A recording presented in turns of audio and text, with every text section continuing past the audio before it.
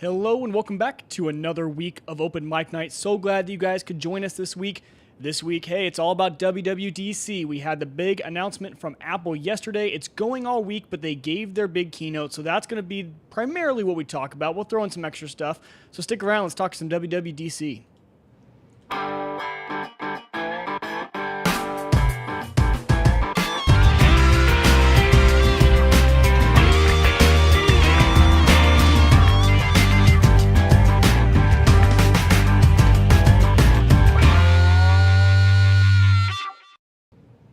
All right, so like I said, welcome back to another week of Open Mic Night. So glad that you guys could join us. We're joined again by Mr. Colin Ball. He's right there on my, is that my right when you guys are watching? Yeah, I think he's on my right, way over there when you guys are watching. So Colin, it's been another week. How's it going? It's going well. Just ate, so I apologize if like at different times like the microphone turns off and you guys hear it because I'm probably burping. So It's all right. It's why you got that big mute button right on the front of the microphone. exactly. So awesome.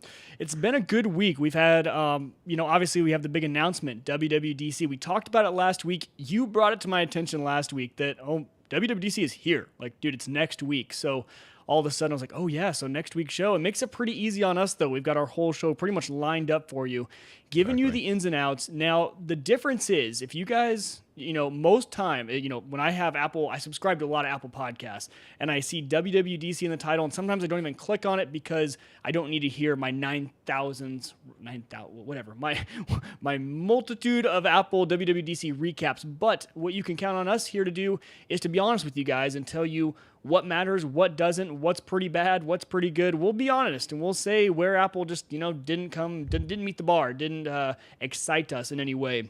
That's what I guarantee we will do here at Open Mic Night. We try and give you unbiased. Obviously I'm an Apple fanboy, but we try to stay on the unbiased side. And so stick around. I think you guys will actually like it. We have, now if you guys are watching on YouTube, now I am showing that our bandwidth is going in and out. So if you guys miss it, I'll try and maybe upload another version later, or you guys can always get the audio. The audio is going to be crystal clear. I record that locally. And so if you guys want, if we're having troubles on the YouTube side, if your video is going bad, just going over to omnpodcast.com. By later tonight, a few hours after the show, we usually have it up if you guys cannot get it on the YouTubes, which is great. It's always good when our bandwidth goes down here right at the last second. Gotta love it. Gotta love technology. All right, so we are going to kind of jump right into it. We got Colin a new Ethernet cord. He sounds crispy tonight. It sounds great. I'm excited. I know last week I did a little intro to the audio version where I said, we were having some audio hiccups, but this week we are going to be all good. Colin looks crystal clear on this end. You guys are going to love it. I don't take any blame for there being any sound lapse. So yeah, no, there's all the blame is off of Colin. If there's any sound lapse, it's all on me tonight. So that means something went drastically wrong on my end, and I didn't get the audio recorded in a good manner. Speaking of that, maybe I should turn you up a little bit. I think you're a little quiet on my end. I know it's a big production here. It's kind of rough. I got a lot of things going. So. All right, so we are going to jump right into the news, but first of all, I kind of want to announce something new, big, and it's a way that you guys can really, really help us out. So in the past, I've started off shows with some advertisements and some affiliate links that you guys can use, but I want to make a big change to Open Mic Night. I want to make it better, first of all. I want to dive deeper. I kind of want to make it a little bit longer. I want us to be able to dive in depth into the business strategy of Apple. I want to be able to give you guys actual in-depth tutorials. We kind of scratch the surface. We give you guys what you need to know right now, but I want to go a little bit deeper. But podcasting does cost a little bit of money, and the show we already do takes a lot of hours to produce and get together and gather what we're talking about on the show and to produce it afterwards and stuff like that. So if you guys want to support the show, we are on Patreon. So omnpodcast.com/Patreon, which is Patreon. Again, omnpodcast.com/Patreon. There is a way that you guys can give to us on a monthly basis. We don't do per show, we just do per month. So this is kind of a great way for you guys to give back, kind of help us offset the cost of doing the podcast. It costs a little bit. All of this information is in an awesome little video I just made over on that page. So if you head over there, you'll see my intro video, my kind of pitch to you guys. But really, I want this to be a community-funded podcast. I want to stop with the affiliate links. I want to stop with all the ads. If we could have this be a community-driven show, that would be freaking fantastic. I would love it. That's what we want to do. So we already have the generous support of a few of our patrons. I want to thank Janda. She was the first person to ever become one of my patrons, and she has been a patron for like forever. So ever since open mic nights. So a big thank you to her, and to Jake, who just hopped on today. So a thank you to Jake. But our goal, we are trying to raise at least $250 a month. If we can get to $250, we can really dive in, spend more time with this podcast, give you guys more in-depth analysis and stuff like that. And then obviously the overall goal is to be at $1,500 a month, and that would allow us to eliminate all of our ads, all of our affiliate links, stuff like that, and add a ton more to the show if we ever got to that. So here's a little incentive for you guys. If you guys want a little incentive, we have got some OMNs, open mic night mugs, coffee mugs, in the making. We're going to get them ordered up here if we get some response. For every week, we have 10 new patrons. So from here until the end of the summer, I'm sure we'll go past summer. I think I'll just do this forever. But at least till the end of the summer, if we get 10 patrons a month, 10 patrons a week, any week that happens between show to show, so from end time on Tuesday to the start time next Tuesday, if we get 10 patrons, we're going to give away a coffee mug to one of you patrons that signed up. So, and it's for every 10. So let's say one week we get 40, we'll give away 4. So don't think, oh, maybe I'll join the next week. We already have 10. No, just join whenever, because for every 10, we're going to give away a coffee mug. So, and they're pretty cool. I'm going to have someone awesome I know that does graphic stuff design them, and they're going to be a pretty cool mug, something you can take to work, something pretty cool that you guys can use all the time. So that is our new pitch. I hate to, do that at the beginning, but that is, we need support for the show. Let's just be honest. I'm a college kid. Colin's a recent college grad. I'm a college guy. I just got married. So if you guys could help support the show, that would just be fantastic. $1 a month, $5 a month. I mean, $5 a month, that's like a coffee. And that's really only like $1.25 an episode, So if you would hand me $1 for every episode, if you would just reach through the computer, that'd be pretty awesome. Anything you want though, $25, $50 a month, I would be just ecstatic. And of course, if you guys can't support financially, that is completely fine. I love you all the same, and you guys are still awesome. I love you. But if you can, it would be fantastic. OMNpodcast.com. Oh, and I didn't even put up my nice little banner I've got up top here. Okay, there it is. OMNpodcast.com/Patreon, Patreon. You guys can find it there, and of course you can find it over on the website. But that's enough about I'm not gonna get you guys doing any more of that. So we're not gonna mess with that anymore. That's all I had to say about that. And so we are going to jump into the news. Colin, I know I talked your ear off. You had to listen to that whole spiel, but you support it, right? Patreon's a good thing. No, yeah. I mean, I have in the past. I don't anymore, but I've supported different YouTubers that I have followed for a few years, and I mean, the only reason I stopped was because I just didn't have money. Right. So. Well, yeah, and that's what, and I'm the same way. I guess I should say that too. I support a lot of people on Patreon, and I don't have that public. I have that thing on checked marks. You guys can't see who I follow, but it's a good way. A lot of the podcasters I listen to, if they have a Patreon, they're providing me good information. I feel like they deserve, whatever I want to give them per episode is usually how I do it. I'm like, well, what would I give them per episode if I were to hand them some money? That's usually what I do. It's just a great platform to give back to your independent creators, people who don't have sponsors. We have affiliate codes, so we get a little bit when you guys use our codes, but we don't have actual sponsors. No one just hands us money when we do an episode. So it's a great way. That's awesome. But okay, so we're going to jump into the fun part, what you guys came for, and we're going to talk about the news first, which all of our news today is WWDC. Happened yesterday, Apple stream. Now, I was only able to catch like maybe half an hour live over the lunch. Colin, did you watch any live, or did you kind of do it all after the fact? I kind of kept up just using Twitter, but I didn't watch any of it. Yeah, I watched it. Well, so my point in bringing that up was the live stream was actually well handled this time. No more dishing on Apple for having a bad live stream. The live stream went off without a hitch. I was even surprised, honestly, my Sprint network held up. I was watching it just in my car over my lunch hour, going out and watching the Apple event, and it held up well. It was a good stream as far as just stream quality. We'll get into some of the parts that we didn't like about it, but nonetheless, no problems on the live stream.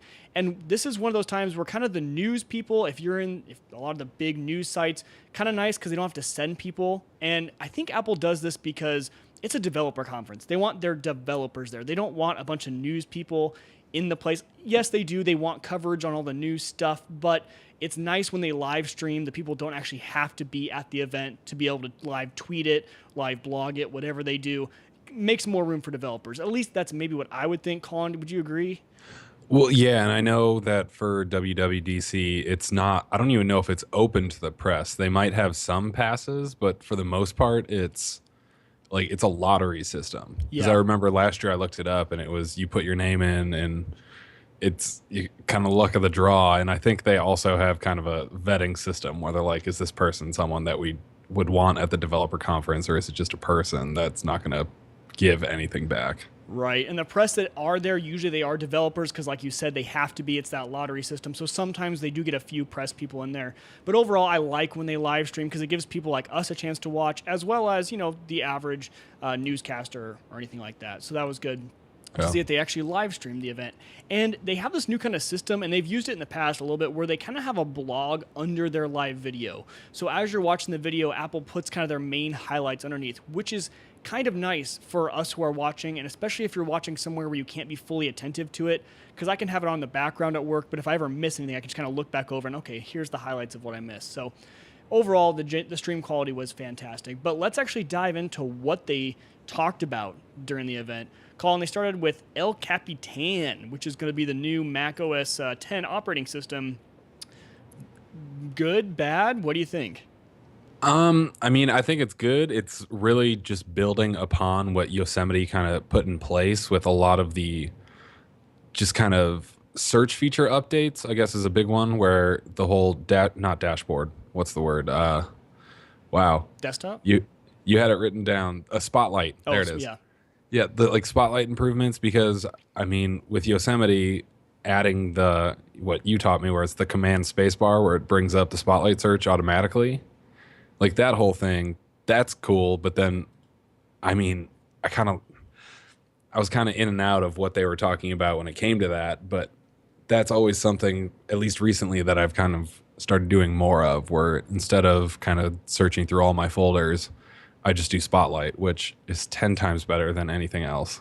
Right. No, I would agree. Well, and the Spotlight improvements, we're getting deeper search with Spotlight. Spotlight's getting a lot smarter. My biggest thing, the thing I liked about Spotlight was all of the search capability. So you can type like you would think. So, for example, they were doing like, I want photos from my trip to Utah last year, and it brings up that sort of stuff. So searching like you type.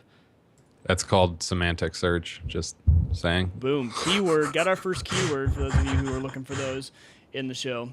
I realized I wasn't hopped into the chat, so I'm going to try and hop in here and see if the rest of the people... Okay, so we do have some people. So if you were chatting, I'm very sorry I wasn't actually logged in. And the thing that sucks about our chat room is that you can't go back and view a history. I might need to talk to Jim and switch over to Chatwing, because Chatwing does have that history capability, which is what I really like. But anyway, that was a side note. If you guys don't know, we'll just interject right here. We do stream live every Tuesday night at 8 p.m. Central, 5 p.m. Pacific, and 8 p.m. Eastern over at omnpodcast.com/live. There's a chat room that is great when I'm a part of it, when I actually can get in there to see the questions. You guys can ask and stuff like that. But yeah, anyway, back to El Capitan. You're right. So Spotlight was a huge thing. I really liked it. They have, some small upgrades. When I saw the whole El Capitan, there's nothing big and captivating. But here's what I have to say to that. Whenever Apple has the big, exciting, oh my gosh, new feature with something, it's never as exciting as it seems in the moment when you actually get it. Some of these small improvements are actually a bigger deal. Some of these speed improvements, these minor things to Spotlight, these will actually be a bigger deal to you and some of our users that are getting out there. And you're going to forget about that next big feature they talked about. But what you are going to notice is how zippy, how fast, and the high performance of the operating system. At least for me, that's been my experience. I don't know if it's been the same way for you. I mean, for the most part, yeah, I'm always excited about the big things that are coming, especially when it came to like Yosemite with just kind of the font, what was it called? Not buffing, but just smoother fonts, like that whole thing. Like, I mean, it made the Mac look like Mac again. It didn't look like some off-brand piece of crap that for a while they were kind of just putting out what they could, and then they finally got back to just making what they were good at. Right. And so, like, exactly, that's a good point. These small improvements are actually they're more exciting to me than some of the big things. But let's see, some of the other things, the whole desktop experience, it actually reminded me a lot about Windows. Let's just admit it. So Windows was excited because when this Windows 10 and I'm sure Jim in the chat room will correct me if I'm wrong, but so Windows 10, what you're getting is multiple desktops. So you can have a desktop and you can have like multiple of them on the same screen, and you can just switch back and forth. Now, Apple has had that for a while. We've had multiple desktops. You can kind of go up to your top and you can create a new desktop and put stuff in different areas and stuff like that. Hard to explain, but if you know what I'm talking about, you can kind of visualize that. Big thing for Apple, though, they're kind of going, this is a feature Windows 10 has, or actually Windows had for a while. You can now snap stuff to half screen. You can resize stuff pretty easy, which is actually pretty nice because I don't know how many times, especially on my iMac when I have a lot of screen real estate, I'm moving windows around, dragging to resize them to be half and half or three, a third each for three of them. So some of these little small improvements, Apple's had that, or Windows has had that. When you drag something, when you get the blue screen on a Windows machine and it snaps to half or it snaps to full, you're getting that almost same exact thing on the Mac. So some things like that, desktop experience, you already mentioned the Spotlight improvements, but really, if we get down to the nitty gritty, a lot of it was performance. The one thing that stuck out to me was 1.4x app launch. I mean, that's huge. App launch is kind of one of the biggest things that you kind of look at when you're testing how good your computer is. Okay, let's open up one of my heavy apps here and see how long it takes to load, right? And then so 1.4 app on that. All the other stats, around the same area. They're usually doubling the speed of a lot of things. One of the funny ones they turned out was how fast it takes to open a PDF, which I was like, that's kind of the most useless stat I've ever seen. But I mean, that for me, someone who opens PDFs, I mean, I have a PC at work that runs Windows, but I open PDFs pretty often. And so when I come home and try and open it, that is one of the more frustrating things where I'm just like, God, just get done. Yeah. So see, it's again, maybe those things are important. Maybe they're finally starting to see the things that people actually care about. Yeah. So one more thing was Metal. Not a big deal for us and kind of our audience. Metal is more of a developer thing. And we got to remember, this is the Worldwide Developer Conference. This whole conference is geared toward developers. Although a lot of us users like to see what they're going to be coming out with, a lot of the conference is geared towards things that the developers can do to make their apps run faster, different features they can add in their apps and stuff like that. So the next one was Metal. Obviously, Metal we saw in iOS, and we saw it's basically a way to have more ease to be able to program straight to the hardware. And so when you have Metal, you take away a lot of the overhead from your programming and from your code to the actual hardware that's running the code. And so Metal will be another one of those things. They brought up a game developer. Was it Epic Games, I believe? I think so. Yeah, I think they brought up Epic Games, who had already built a game off Metal. And so again, one of those things that we don't really care about as end users, but as a developer, pretty big deal. So they have Metal coming. And just to wrap up the El Capitan, we've got developer beta, which came out yesterday, the day of the release. And the full upgrade will come out to us, obviously for free. That's the trend this fall. Anything else on El Capitan that we missed, Colin? Not that I can think of, and the one article that I looked at, we kind of hit everything that I had seen in there. So yeah, I would agree. So, I'm still showing that YouTube is getting actually really bad signals. So sorry for you guys watching live if it's lagging out. I'm not sure what it is, and I'll fix it. It's something on my end, definitely. But my upload looks to be pretty good, so not really sure what it is. But anyway, that's just, if you get it, just catch the audio version. That's what I'm going to tell you. All right, so jumping into then, they moved on to iOS 9. Now, you kind of summed it up pretty nice. Just you go for it. You had a great summary on iOS 9. So the summary that it was just one thing I wrote together right at lunch was iOS 9. Very nice, much Google, and then I was like, you know what? Actually, it's about 90% Google. Yep. Which at the same time, I kind of want to rant about this, but I won't because I could go on forever with the idea of people. I've said in the past too, saying that Apple is becoming Android. Apple is not becoming Android. Apple is using design techniques that work and that are inherent to humans and putting them on their device. It's not taking what Google's done and being like, oh, who cares that they did it? We can do it too. They're making their device more fully accepted, which comes along with them. I can't remember where I saw it. It might've been with iOS 9 saying that there's it is iOS 9. There's a new feature. We can talk about this later, but where if you're an Android user, the switch over to iOS Apple is making it easier for those users to bring everything with them. They don't have to kind of hope that, okay, this is coming with, but this isn't. It's like whatever you have on Android, not functionality wise, but if it's on your phone, you can move it to Apple if you want to switch. Right, right. Yeah, well, and so, like you said, because that's why I wanted you to say it, because it sounds a lot better coming out of your mouth, but they are doing things that are just, they appeal to the masses. And there's a whole study, and I can't remember the name of it, there's a study behind what's aesthetically pleasing to people in the current time. And I can guarantee you that both Google and Apple have people, scientists, actually that's all they're doing. I guarantee it's their full-time job, looking at what people look at, what we like to look at. So yes, of course you're going to have a lot of similarities between the two. And a lot of the things I heard was it's mainly looks. Now, Apple, I think iOS 8 was a huge, features in Android that we need features in iOS. When iOS 8 came out, that's really what we saw. iOS 9 is a little more of the aesthetic appeal between the two, a lot of stuff like that. But so beyond that, though, let's just jump into the nuts and bolts on iOS 9. There was a big focus, and they said this a lot, on the phone being proactive, it doing things before you want it to. Now, I guess, though, that is kind of a thing that Google has been known for with, the Google Now and things like that. Yeah. Now, when you were on Android, Colin, did you have Google Now, or was that after you left?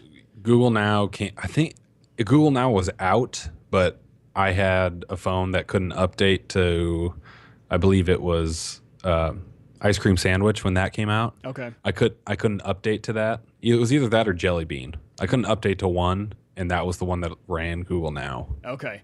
But Google Now was the service that it kind of looks through your information, looks through your calendar, looks through your email, and kind of is proactive in alerting you of things you might want to know. So if it knows you have a meeting across town, it says, hey, it takes about 25 minutes to get there. Let's get you on. It'll give you an alert saying, hey, you should probably get going.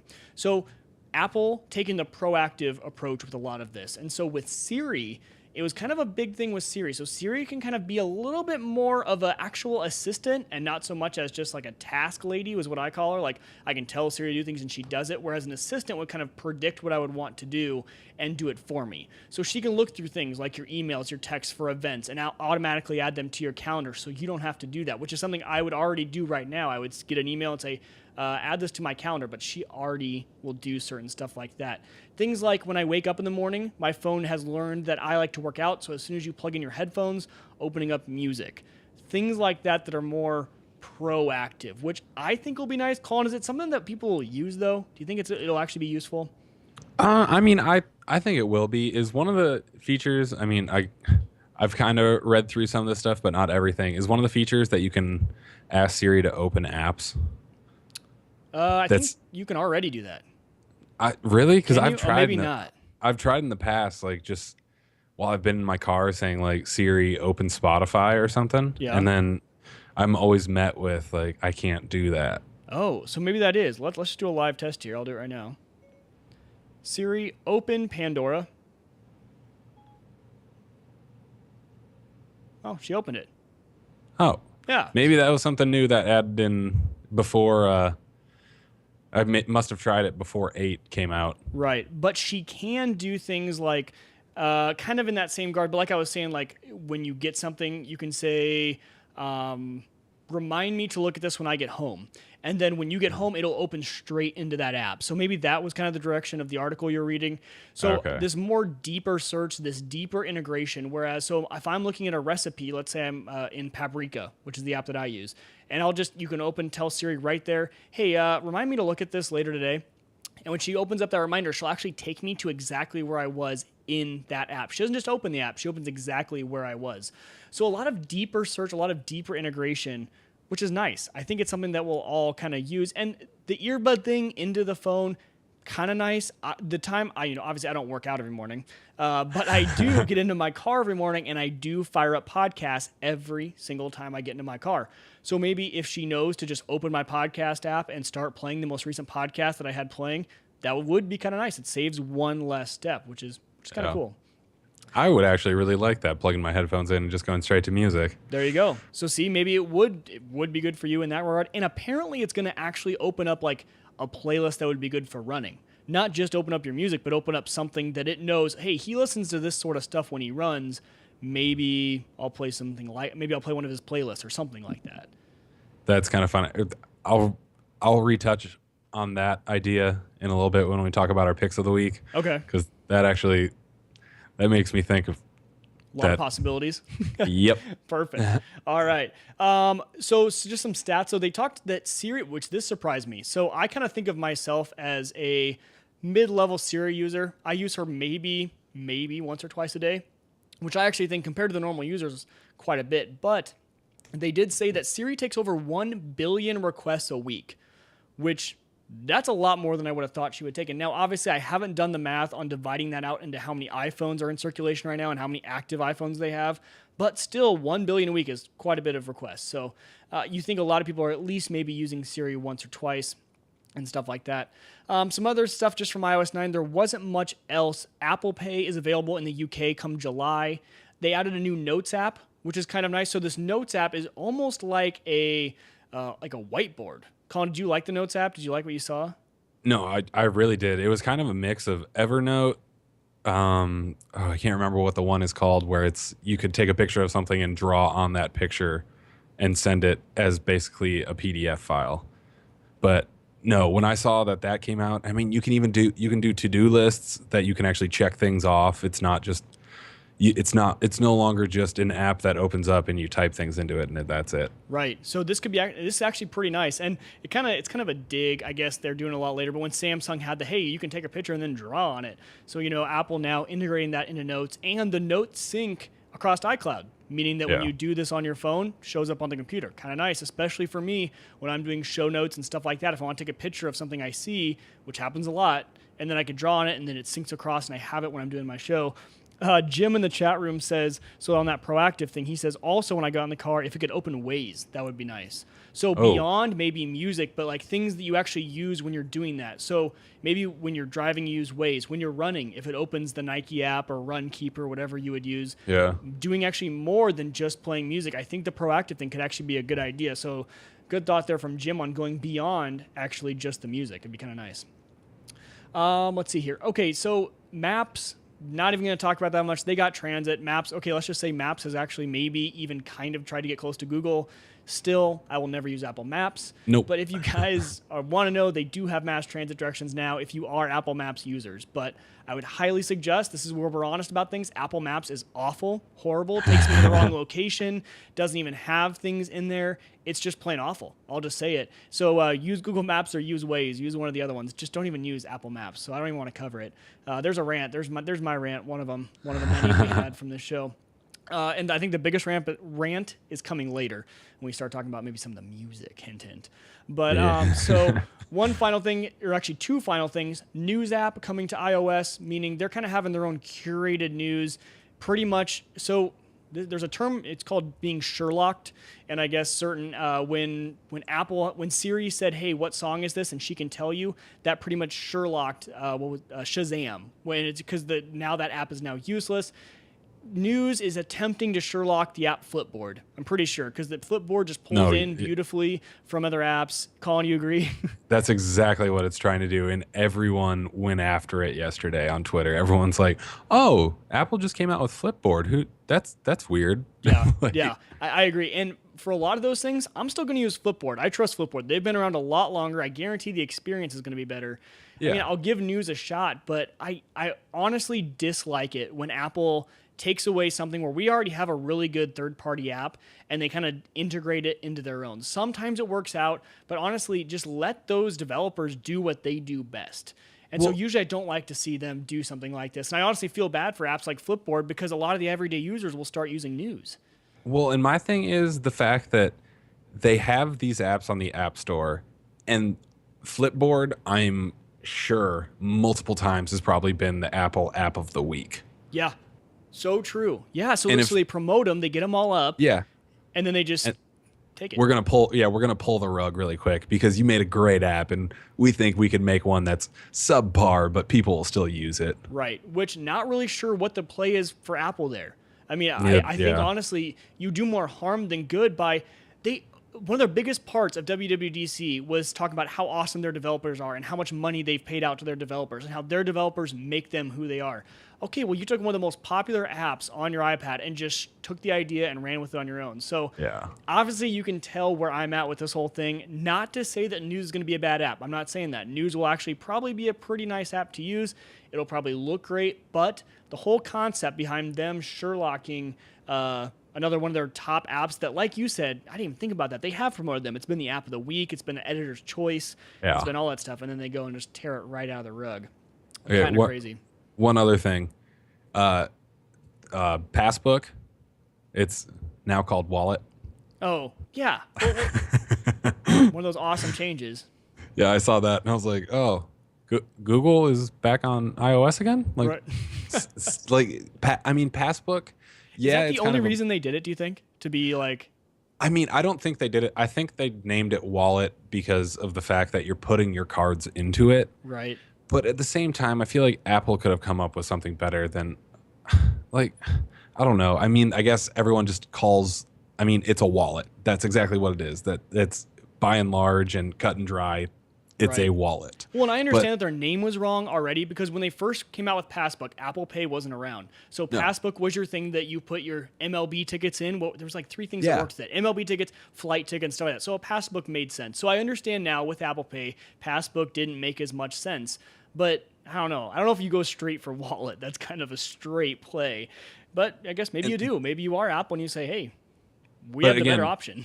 But again, that's the unfortunate thing where it's, I mean, everyone knows what a wallet is. And the fact that I even said, like, oh, Google said that first. It's like, no, Google didn't come up with the word wallet. Right. No. Yeah, one of those, I guess, one of those words that everyone uses anyway. Yeah. So It's just associated already with Google that it's kind of hard, like, to process that idea. Right. Yeah. So they renamed that wallet. You can add now your loyalty cards, stuff like that to wallet. Not big of an update there, but still kind of cool that you'll be able to add those and not have to. One more thing you don't have to go to your wallet for, which is kind of nice. Although, funny story about Apple Pay. Yesterday, I was moving a couch with my buddy and we stopped by McDonald's afterwards, and they're like, big sign right on the ordering board. We now take Apple Pay. I'm like, oh, cool. That's kind of cool. I use Apple Pay. I love it. Pull up to the drive-thru and like I reach my phone out the window, and the lady just looked back to me like, she literally didn't even say anything. She was like, and I'm like, you said you support Apple Pay on the sign back there? She's like, oh, yeah, I heard we do. I just don't know how to do it. And I was like, okay. And so I had to put my phone away, take out my wallet, and actually give her the credit card. But one of those things where even there's a high adoption rate doesn't mean they actually know how to use it, which is always a good thing. So train your employees, people. Apple Pay is awesome. I want to use it everywhere.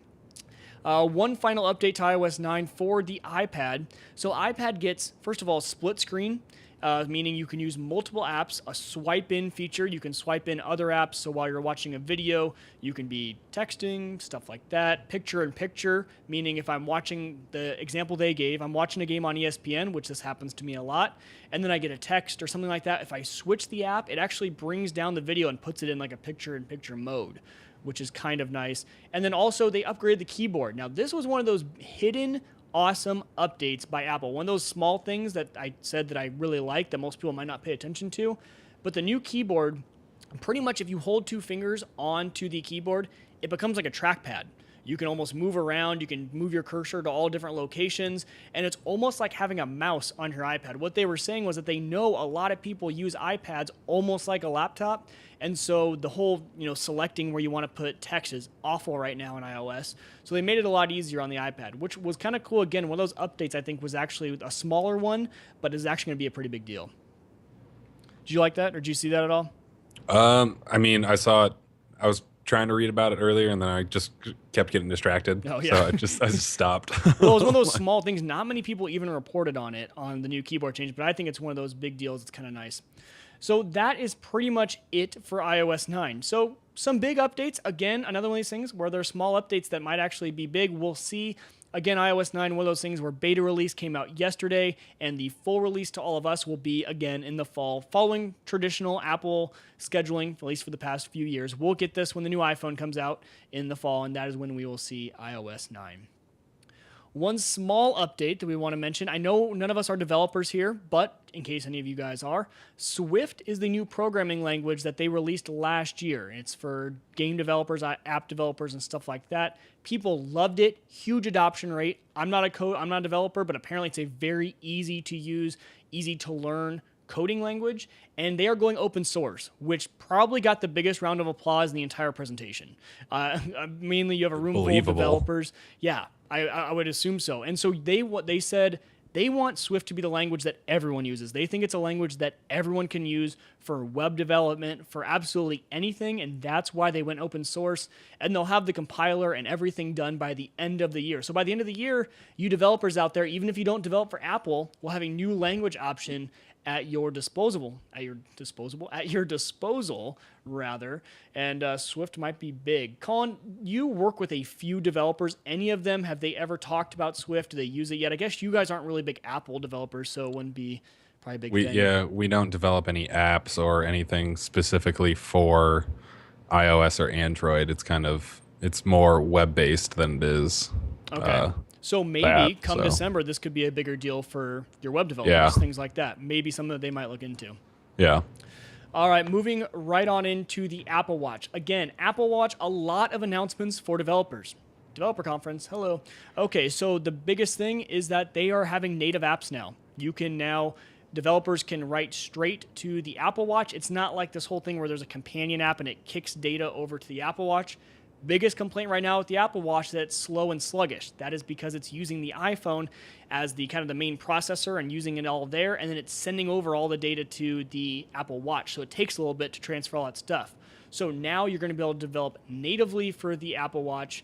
But besides that, Colin, any big updates that you saw for the users? I'm not an Apple Watch user, so I guess I didn't pay much attention to it. But as far as I saw, nothing too huge or impactful. I mean, I didn't see or hear anything about. I saw that they brought up the Apple Watch, but what I got from that was that they were really just kind of touching on the fact that, like you said, you can create the native apps now using the Swift language, and really besides that, I really don't think there will be anything until next year when maybe version 2 comes out. Who knows? Yeah, version 2 dropping this fall. I think then so listen again in the fall once this all happens, because really the big update was that developers can write for it, and so we won't see what developers do with it until then. So it's kind of like this main thing. There were a few UI changes. You can now have a photo as the background to your watch. Whoop-de-doo. That's kind of, we all figured that was coming. That was ready. Let's face it, that was ready when they released the watch. They just needed to hold some stuff back. They have things like when you're charging it and it's on its side on your nightstand, it can now be an alarm clock. It has the whole alarm clock view, shows the time. It can be a alarm clock. Few changes like that, but again, we'll see it all in the fall. Yeah, when that comes back out. Okay, now into, oh my gosh, this was just a mess. This next part of it, the final part that they had in their announcement, was just awful. Colin, do you want to go with this one a little bit? Okay, so the last thing we're going to talk about is obviously Apple Music, which I mean, I could let there sit dead air for 10 minutes because that would explain what Apple Music will be and how great it will be better than I can, because it just doesn't seem like it's worth anything. Yeah. Well, and it was a complete mess of a presentation. So first of all, they bring out Jimmy Iovine, which great, Beats guy. I mean, he's not someone. He just works for the company. He's not a presenter. That's for sure. It was awkward. We didn't know what he was leading us into. So he gets up there and he talks for like 10 to 15 minutes and gets us into this whole Apple Music thing. And I think they wanted him out there because he's the head of the of that music sphere. The joke going around is that was the first day that Iovine has worked for Apple, was the day he walked up on stage, because they haven't done much with Beats. But okay, so they announce Apple Music. Iovine gets off the stage. They finally bring out was it Eddie? No, not Eddie Q. Wasn't it Federighi again? I think it was. I think you're right. I think it was him. Anyway, they bring out their other employee, and they go on to ramble. I'm not joking. It was a ramble for like 25 minutes on what Apple Music could be. They threw in Drake. Drake came up, and actually Drake might have been the best part of the entire presentation because he was at least doing it kind of off the top of his head a little bit more, kind of being a little bit more passionate about it, whereas everyone else was really, really dry when they brought up Apple Music. Part of me wonders if half of the room knew who Drake was. Oh, yeah. I was watching Leo Laporte, and Leo was like, who's that? Obviously, Leo's really old. But yeah, no, half the, well, it was all developers. You're probably right. Half of them probably didn't even know who he was. Yeah, they're like, oh, cool. And then to end it, they brought out The Weeknd, where, again, it's like, I barely figured out who The Weeknd was. I had to Google it. I had no idea. Oh, really? Oh, no, I like him. I've started listening to him more. But, I mean, he's big. He's been big for a few years, but it's one of those things where I'm like, if you don't listen to his music, you have no clue who this guy is. Right. So Drake comes out, kind of gets people excited about maybe a little bit like, okay, let's give this Apple Music thing a shot. But then they continue on with their presentation. And, okay, so let's just break down Apple Music. So there's a few aspects to it. Number one, it's kind of, they're interacting a lot with this Beats 24/7 radio. Beats One is what they're calling it. Now, the whole thing is that there's a radio online 24/7, and they actually are going to have DJs from 3 different cities. Colin, isn't everything 24/7 on the internet? I mean, I just think of stuff. I can play any music at any time. Yeah, and it plays. I can get to Spotify whenever I want. Yeah, this isn't like classic terrestrial radio here. I mean, this is like the internet where everything, people can listen to my podcast. If you want, you can start from the beginning and go to the end and listen to it for 24 hours. There you go. It's just I don't get what the big appeal was for 24/7. And then they continued on to just kind of the aesthetics of the app and how it looks and feels and what you can do. There's global search, which should have been something they've always had, but they still, in the Apple Music app today, if you open it up, you cannot just do a search for everything in your music app. So global search, some nice things there. And then they finished up with this whole connected aspect, almost like a social media for music. Is that right? Is that what I mean? Did I get that right? No, yeah, and they tried doing that with what was it called? Ping? Yeah, exactly. They tried this years ago. Which was a terrible thing. Huge flop. No one ever used it. And when they were talking about all this, so it's kind of a social media for music where you can connect with your artist. So their big draw was, when let's just say Drake, for example. When Drake, he can post stuff directly to his followers in this Apple Music app, and then we can get their music and listen to it. It was just kind of a big globbled mess that maybe this will be nice. We might eat crow here. Watch, in a month, 2 months, when we start to see this and it comes out, this might be the next big thing. Who knows? But when you already have Twitter and Facebook, everyone follows the artists you like on those social media platforms anyway. I don't need one more, and I don't need it to be platform specific where it's only people on iPhones and not over here, because this isn't going to be something that comes out on Android as well. This is going to be just on the iPhone. So I don't see it picking up much steam. But okay, so we're going to bash them on music and stuff like that. They needed to rework it. I just don't think this is the answer. Yeah, they still need to. I mean, I feel like they had Beats, for as rough as it was when it came out and for trying to be something new, it at least was like attempting to be something else. Right. And they completely just scrapped that and created iTunes Radio with a different name. Exactly. And it'll cost you $10 a month. Yes. Oh yeah, by the way, this is an extra $10 a month. This isn't just something free that they have in there. So you get the first 3 months free, don't worry. Oh, okay. Gotcha. Yeah, who cares? Ken in the chat says 24/7 random music, aka Pandora. Ken, you nailed it. That's exactly what this is. This is Pandora, but they added in, don't forget, there's DJs. So now, okay, we've been bashing them. Let's give them one shot. So their big thing here is that a computer, an algorithm cannot pick out your music for you. So their bash here is that, Pandora, while it kind of works, it doesn't tailor it to your mood and to you as a person. So what they're doing is human and algorithm curated playlists. So it's kind of a combination of two. So they're adding in that human element. Okay, I'm not going to bash them there because that is kind of nice. Sometimes Pandora does go off the rails a little bit, and sometimes it doesn't know me as well as I need to. So maybe it'll be a good solution, but I'm not sure if the human element is necessary. Let's just make the algorithm smarter. I don't know. Two things. One, it just clicked in my head that you said it wouldn't be on Android. Like I heard you say it, but it will just be now registered. Yeah, it will be on Android. Oh, it will. Yeah, they are releasing iTunes Music or whatever it's called, Apple Music for Android coming in the fall. This is why I have you on So to correct me for making big mistakes. That'd be a big mistake for me. I mean, it's going to come out the same time for each. Like, I think it might be like a 2-week lapse. I'm sure that Apple users will get to use it first, Right. but Just and then like the HBO second, now. yeah, and then the second thing when it comes to like the human element, that's all Spotify is. Yeah. Spotify's all their playlists, like I mean, even the main ones, they're all curated by someone. That's a good point. I didn't think about that. That's all. You just follow users who make good playlists. Yeah. That's a really good point. I didn't think about that. Yeah, So, so I you've mean- got this already, and you've got everything they said. 24/7 music. You got Pandora, tailored playlists. You got Spotify. You got connected social media, Twitter, Facebook, any other social media besides. So I just don't know. I don't know, man. This was one of the biggest times in history that I can remember where I saw something at an Apple announcement, and I'm gonna deem it a flop from the beginning. I think Yeah. it's a non-starter. I don't know if it's going anywhere. I don't know. Everything I want to say about it is negative. That's Like- all. That's all I got for it too. That's the problem. Maybe we need to bring someone in here who thinks it's going to do well. But Yeah. but let's be honest. We're a day out. We've slept on. I mean, I was reading most of this today because Yeah, I same didn't have here. much time yesterday. So we're just reading this. This is our first impressions.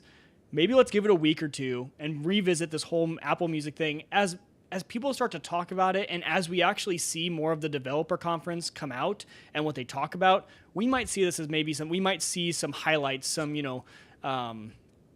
good things come out of it. So we'll revisit it. This is kind of our first impressions, but like I said, huge Apple fanboy here, and I don't like it. I didn't like it. I think it's a non-starter. So This is the one thing from an Apple announcement that I've never wanted, never like needed to expect, and when it happened, I was like, why? Right. Like, It's totally true. congrats. Well, and and the problem was that everyone said about Apple is, hey, they went from selling music and they missed the boat on streaming. They're going to come in late, so they need to come in with something innovative and new.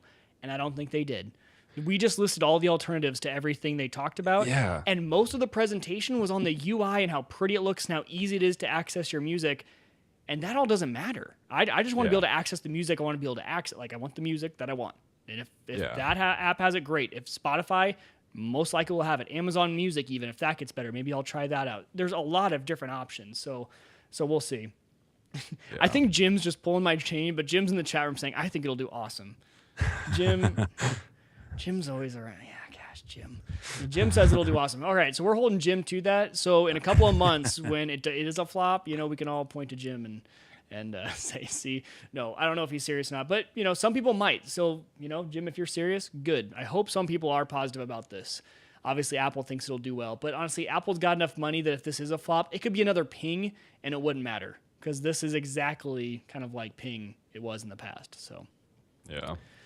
All right, so they ended, like you said, with The Weeknd. But actually, let's go back up to the very beginning real quick because their intro video, did you happen to watch the intro video? Great intro with Bill Hader. Oh, fantastic intro. Because first of all, what you think when you see it is, oh my gosh, they're going all Google I/O on us. They're literally going Google. They're going to be weird and funny and try and be crazy with this. And what's his name? I forget his last name. Bill Hader. Yeah, Bill Hader. Fantastic intro, hilarious, but it comes right back to the traditional Apple stage, which I just thought was hilarious and fantastic at the same time. Where he's like, well, that's all we get is just the one light and a computer and a water bottle. They're like, yeah, like we can't really figure out how to fix it. All right, whatever. Like, And then puts them right. Yes, that was like beautiful. It was absolutely beautiful because I was a little bit worried that they were going to go a little Google on it. Not that that's a bad thing, but Apple's not Google. They're just not. So I didn't want them to try to be. But I kind of like how they've been adding in more humor, and it was funny. I really liked that intro video. I hope they put that up on YouTube as just kind of a side thing that you can just kind of view and watch because that was pretty good. yeah. So. And that's one good thing about Tim Cook. He kind of, I'm not saying Steve Jobs was disconnected, but Steve Jobs was much more about the product and making sure it was right. And Tim Cook is about the product, making sure it's right, but also about appealing to people. So Right, exactly. All right, so that's the wrap up for WWDC. If you guys have any questions or anything like that, and you want to email us, mike@weakertech.com, you can send in any of your questions. If we missed anything, let us know, and we can kind of talk about it in the coming weeks. But this will be something that you'll hear us talk about over the next few weeks, over the next few months. before the release. We'll start to hear more details about certain stuff. So you'll hear little bits and pieces as we go on. But we're going to go real quick to we don't have a core segment, but we do have a seed segment. So let's go ahead and just jump right into that. Can't connect the dots looking forward. You can only connect them looking backwards. Can't connect the dots looking forward. You can only connect them looking backward. All right, so I couldn't leave you guys high and dry this week, even though it's a WWDC focus show. If you stuck around this long, we'll give you a seed segment. We'll give you some Apple history here. So in 2003, way back in 2003, 12 years ago, Microsoft stopped development of Internet Explorer for the Mac. Now, around this time, it was kind of rumored that if Internet Explorer had been pulled from the Mac any earlier, it might have been to the detriment of the Mac, because the whole having a browser on the Mac was kind of rare. And so IE was one of the best ones, believe it or not, at the time for the Mac. But as happenstance would have it, around that time, Apple was releasing Safari. People were excited for Safari because Safari was going to work a lot better on the Mac. It wasn't an outside developed thing, and people didn't even want Internet Explorer on their Mac anyway. So Apple releases Safari. That's kind of the uptick of Safari. People picked it right up because it was one of the only options of a browser, honestly. IE fell to the wayside on the Mac. We haven't seen it since, and there was the birth of Safari. So back in 2003, that's where Safari comes from, is because IE was being pulled by Microsoft. And now we're seeing the opposite trend. Apple's starting to put everything back onto Microsoft. We see the whole Microsoft Office suite coming to the iPad and all that stuff. So we're kind of seeing the opposite now, which is kind of cool. All right, picks of the week. That's what's going to finish this up. Let's go for it. It's the picks of the week, baby.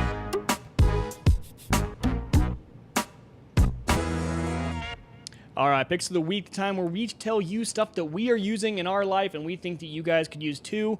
We just have one tonight. Colin's going to go. I'm not going to do mine. I'm going to save it because it doesn't really fit into the tonight's shows, but Colin's does perfectly. Colin, what's your pick?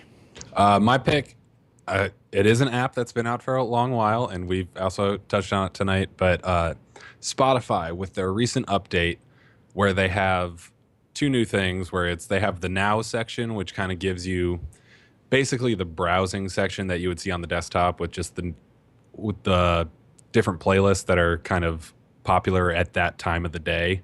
They have different set times, so like evening, late evening, early morning, afternoon, like just different things like that. That's nice. But the thing that I tried this weekend was the running section, where it picks up the beats per minute basically of what you're running, like your running style. And mine was set, it was set between 170 or 160. And the music that I was getting, it was all music of artists that I've listened to, or at least genres that I listen to a lot. So it was kind of hitting on what you were saying earlier with the new Siri thing, where it will find music that you've listened to recently and start showing you those different songs. And that's why I was like, I'll come back to this. Okay, so this is good because I haven't used the running. So it's not, you don't turn on running for a playlist that you already have. It plays its own sort of stuff with the run. Yeah, okay. And I mean, it gives you a bunch of different options. Like there was one that was like something like epic movie scores, but at the same, like when I was listening to that, I mean, it was just a movie score. There was nothing more than just like loud drum and like a bunch of loud horns, and I was like, okay, I'm done with this. So I went to actual like today's like pop hits or something like that. And did it do a good job of kind of getting faster as you ran faster and slowing down when you slowed down? It unfortunately, I don't know if I wasn't just like doing it right, or if maybe you have to stay on the app for it to do that. But I think you have to constantly be hitting like find my steps per minute or something. Okay. Because I paused the music, and that kind of reset it. And when I got back up and started going again, it found it again. So it's one of those things where I think maybe it's just because I have an older phone that the gyroscope or whatever you would call it, it just doesn't pick it up as well. But I don't know. I mean, I thought it worked pretty well. It was pretty cool. It was nice to have music that kind of went with your run. And also another thing, the songs feed into each other. There's no like end or beginning to the song. It kind of just the next song will start 5 seconds into it. Okay. So you don't have Yeah. kind of that awkward break or the awkward like silence. It just goes nice. Yeah, Okay. it just keeps going. This is good. I'm glad you used it because it's something I wanted to use. But if you liked it and you think it works well, I'm definitely give it a try. So that is in the new Spotify update. If you have an update, and is it just a section on the side? Do you now just click run, or how do you activate it? So to activate it, I found go into your settings, and I think it'll just give you a prompt saying there's an update. It Okay. didn't come out into the App Store. It was internal. It was weird. Weird. Okay. So if we go to And- oh, there it is. It's already on my side. Okay, so it's just Yeah. If you guys are watching the video here, you can kind of see it just running right there. There's a Yeah. little running guy. You just tap on that. Cool. I'm definitely gonna use that. Spotify, did we talk about all the updates? I think we did. We covered most of the updates that they had to their system, or maybe Yeah. I talked about them on Jim Show. I can't remember. But running was one of the big ones, so kind of cool. Yeah, I don't think that was here, but anyway. Yeah, I probably talked about it on Jim's show. It's probably where we talked about it. He'll tell me that in a little bit. So, alrighty. So that's gonna about do it for the show. We did our picks of the week. We had WWDC. Next week will be interesting because we'll kind of have the wrap up. We'll have anything else that we learned, the secrets behind WWDC that we didn't see in the big keynote. We'll cover some of that, and we'll also find some other stuff for you guys. Real quick, I want to thank WLMN Radio. They stream us live. Everyone over there, Roger, they're fantastic. I want to thank them. If you guys want any other tech talk or music, WLMNradio.com. Working on some cool stuff with them. I might actually be redoing some of their websites, some of their UI.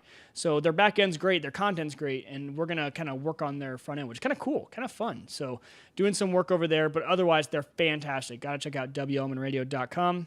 And that's gonna about do it. Again, huge. Just if you guys could become patrons, I would just love you to death. OMNpodcast.com/Patreon, Patreon, OMNpodcast.com/Patreon. You guys will be forever grateful to you guys, but if you can't, we totally understand. We do this show live every Tuesday night at 7 p.m. Central, 8 p.m. Eastern, 5 p.m. Pacific. And gosh, I don't know how I get that right every week because I always mess it up when I'm typing it. So that is when we are live. So if you didn't join us live right now, if you're listening to this on the podcast version, or if you're watching on YouTube, come out and join us live. It's kind of fun. We had a lot of good guys in the chat tonight. So thank you to everyone in the chat room for being lively and being humorous with us as we ranted about this Apple WWDC. Colin, any closing remarks? Anything that you can think of? Not that come to mind really quickly. Mainly just, I guess, take everything we said tonight with a grain of salt because Yes. we aren't here. Yeah, we haven't tested any of this stuff, but hopefully We're just we two will be guys who able have to. microphones in front of our face, and we put it out to the public. Yeah, we That's have all it so is. much power. So much power. It's awesome. I love it. All right. So if you guys need any information on the show, omnpodcast.com, subscription links, everything is over there. Patreon is what we're promoting. I'm not going to do any of our other stuff. You guys know about all the other links you guys can use over there, but Patreon is our big thing. Again, remember, for every week we get 10 coffee mug, OMN coffee mug heading out there. So just going to mention that. Thank you to everyone. We will see you guys next week. But until we do, tech on.